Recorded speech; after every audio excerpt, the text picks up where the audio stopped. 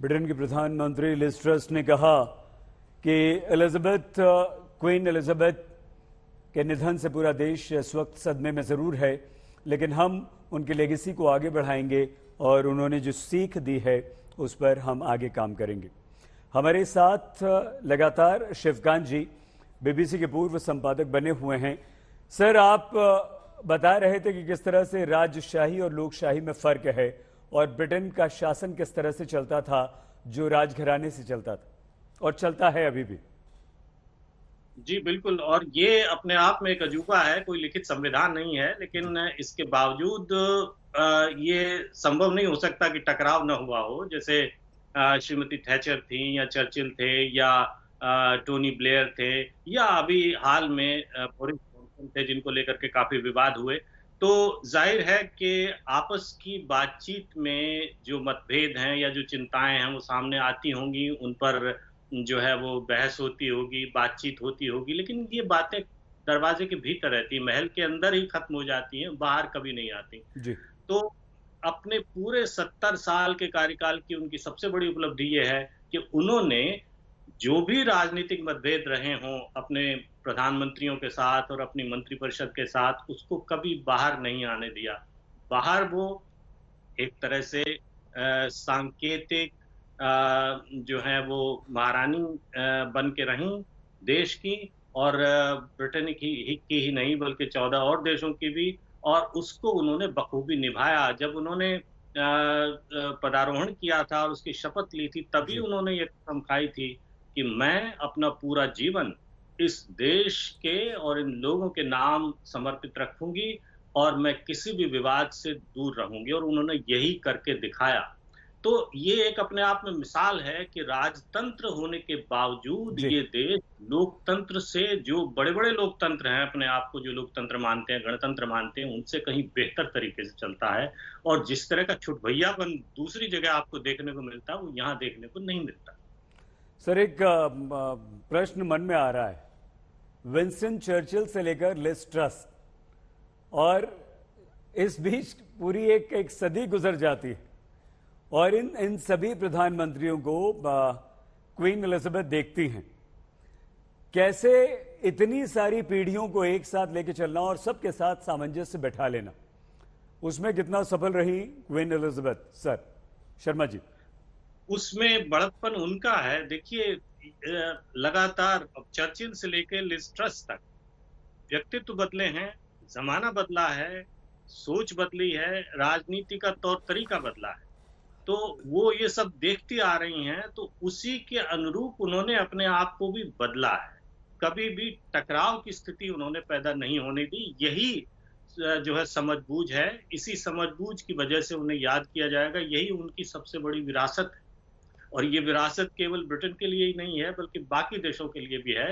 वो 56 देशों के कॉमनवेल्थ की भी प्रमुख थीं।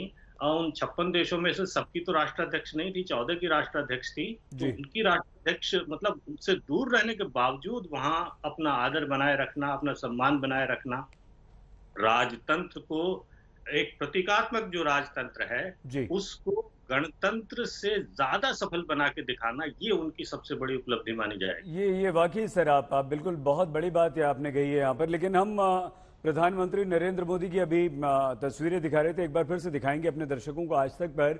और वो 2015 और 2018 का प्रधानमंत्री नरेंद्र मोदी ने उल्लेख किया और कहा कि मैं 2 बार मिला। तो ये देखिए फिर से हम दिखा रहे हैं वो फोटो। तो क्वीन एलिजाबेथ ने उन्हें एक रुमाल दिखाया जो महात्मा गांधी ने उनकी शादी पर उन्हें गिफ्ट किया था। ये उनकी पर्सनालिटी का कौन सा ऐसा पहलू था कि अगर महात्मा गांधी ने कुछ चीज उन्हें गिफ्ट की है तो वो भारत के प्रधानमंत्री आते हैं वर्षों वर्ष बाद तो वो उन्हें दिखाती हैं, कैसे वो जोड़ती हैं अपने आप को? सर शर्मा जी। एक तो स्वाभाविक रूप से महिलाओं में ये खूबी होती है, लेकिन उनमें ये ज्यादा थी। और जी। वो बच्चों के साथ बच्चा हो जाती थी और बड़ों के साथ बड़ा हो जाती थी। यही उनका बड़प्पन है। और उन्होंने वो एक अपने साथ एक तरह से चलता फिरता इतिहास थी। तो उनकी जो स्मृतियां थी, उस खजाने में क्या क्या किसके लिए था, और वो उसको सही समय पर निकालना और उसको इस्तेमाल करना, और अपने मेहमान को जो है वो उसका उसके साथ इस तरह से घुल मिल जाना कि वो पराया न महसूस करे, वो ये न महसूस करे कि मैं इतनी पुरानी और इतनी अनुभवी राष्ट्राध्यक्ष से मिल रहा हूँ, वो भी जी। खुलकर बात कर सके, ये खूबी उनमें थी। और इसी खूबी की वजह से लोग उन्हें पसंद करते हैं, लोग उनसे प्यार करते हैं। तो जब भी कुछ भी होता था, जैसे प्लैटिनम जुबली जो समारोह हुआ, जी। तो यहाँ आम तौर पे जो है लाखों की भीड़ जमा नहीं होती। लेकिन उस समारोह में मौसम उतना अच्छा नहीं था, बीच में बरसात वगैरह भी हुई, लेकिन इतने लोग, मतलब आप कल्पना करें कि पूरा जैसे राजपथ और जनपद सारा भर जाए लोगों से, जी। इस तरह से पूरा जो बकिंघम पैलेस के सामने जो किंग्सवे है वो भरा हुआ था।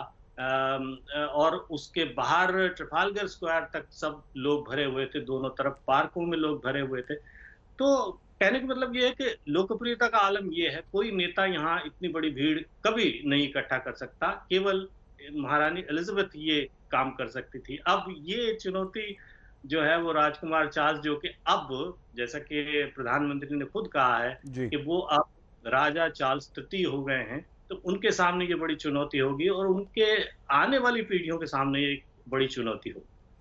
सर, एक थोड़ा सा अलग हटकर हम सवाल आपसे पूछ रहे हैं भारत के संदर्भ में। हमने बहुत कुछ सहा है अगर हम इतिहास में जाएं तो, और लगभग 200 वर्षों तक ब्रिटिश हुकूमत, ब्रिटिश शासन के अधीन हम रहे, और उसकी बहुत सारी कड़वी यादें हैं। लेकिन किस तरह से एक विश्व समुदाय में उन कड़वी यादों को भुलाकर भारत आगे बढ़ा और ब्रिटेन के साथ हमारे संबंध रहे। बिल्कुल, और ये कड़वी यादें केवल भारत की नहीं है, ये कॉमनवेल्थ के जो बाकी देश हैं, उनकी भी कड़वी यादें हैं, और एक नहीं, वो 56 देश हैं। तो कुल मिलाकर के कुछ हद तक ब्रिटेन के नेताओं ने, ब्रिटेन की सरकारों ने और यहाँ के राजघराने ने भी ये उदारता दिखाई है कि अतीत में जो ज्यादतियां हुई हैं, सारी ज्यादतियों की तो माफी मांगना और उनकी भरपाई करना संभव नहीं है, जी। लेकिन जो है कुछ बड़ी ज्यादतियों को लेकर के माफी मांगने का, उनको स्वीकार करने का कि ये गलतियां हुई हैं, ये भूलें हुई हैं, ये एक चलन शुरू हुआ है जो कि बहुत अच्छा चलन मैं मानता हूँ।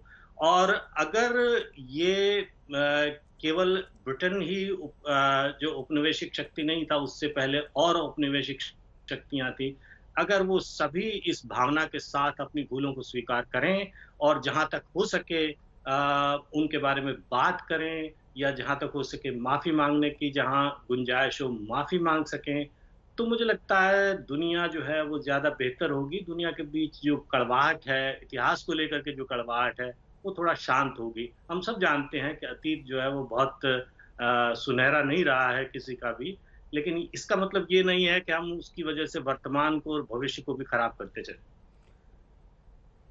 सर, हम अगर इस दुनिया में रहते हैं तो हमें इस दुनिया के साथ कई तरह के संबंध भी बनाने पड़ते हैं, जिसमें एक व्यापार बहुत महत्वपूर्ण है, जो हमारे देश की तरक्की के लिए, विकास के लिए महत्वपूर्ण होता है।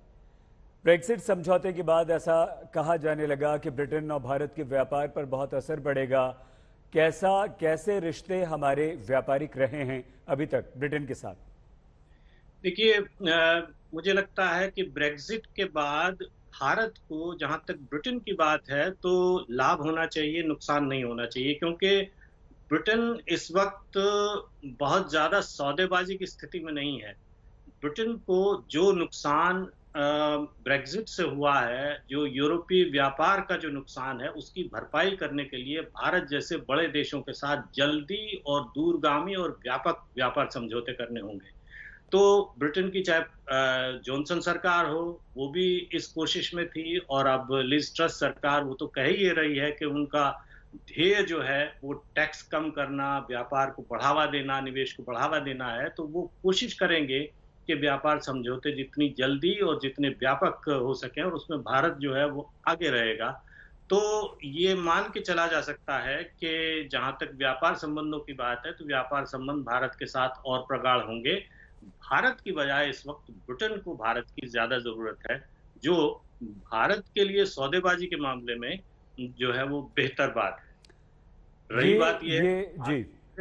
है, ये अब पता चलेगा एक लोगों को ये महसूस हो सकता है कि शायद अगर ऋषि सुनक बन जाते प्रधानमंत्री, जी। तो शायद एक भारतीय मूल का प्रधानमंत्री ब्रिटेन का प्रधानमंत्री होता, तो व्यापार समझौतों में उससे कुछ फ़ायदा होता, लेकिन ऐसा आमतौर पे होता नहीं है। जब आपके जी, देश जी। के मूल का जो है कोई नेता दूसरे देश का नेता बन जाता है, तो उसको अपने आप को सिद्ध करने के लिए पहले बड़े जतन करने पड़ते हैं और इसके लिए कई बार वो कड़ाई से भी पेश आता है।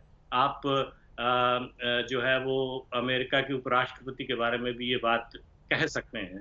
तो ठीक है, वो भारत के लिए जो है भारत के लोगों को बहुत अच्छा नहीं लगा होगा, लेकिन लिज ट्रस का नेता बनना कोई बहुत बुरी बात नहीं है क्योंकि भारत जो है वो इस वक़्त ब्रिटेन के लिए जी। एक भविष्य द्वार है और ब्रिटेन को भारत के साथ मिलके चलना होगा और मुझे लगता है व्यापार समझौता बहुत जल्दी होने वाला है। और इसीलिए सर, क्या शिवकांत जी आप जानते हैं कि जिस फ्री ट्रेड या मुक्त व्यापार की के हम हमेशा पक्षधर रहे हैं, हिमायती रहे हैं, ब्रेग्जिट के बाद भी हमारा पक्ष काफ़ी मजबूती के साथ हमने रखा है और बोरिस जॉनसन ने भी उसे बहुत ज़्यादा हमारी तरफ झुका हुआ बताया था। मानते हैं सर आप इस बात को?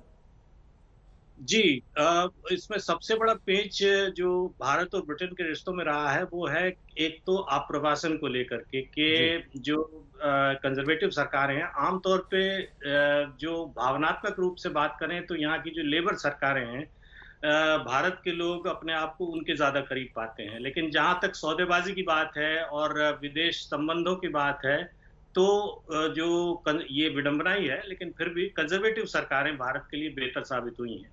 तो ये भी कंजर्वेटिव सरकार है और कंजर्वेटिव सरकारों की सबसे बड़ी कमजोरी ये होती है कि वो आप्रवासन के मुद्दे पे बहुत ज्यादा अड़ियल रुख अपनाती हैं जी। और आप्रवासन के मुद्दे में भारत के विद्यार्थियों का यहाँ आना और उनका पढ़ना और उनका वो कितने साल रुक सकते हैं और उसके बाद नौकरी कर सकते हैं या नहीं कर सकते हैं और भारत के जो प्रशिक्षित युवा हैं वो यहाँ आकर के काम कर सकते हैं नहीं कर सकते हैं उन पर तमाम तरह की बंदिशें लगाना।